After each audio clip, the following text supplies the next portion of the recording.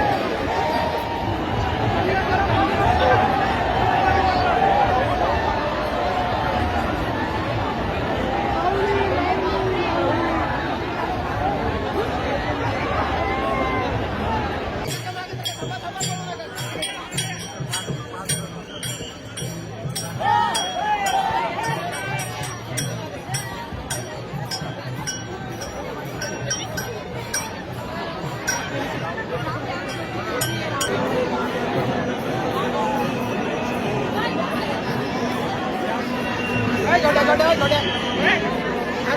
go.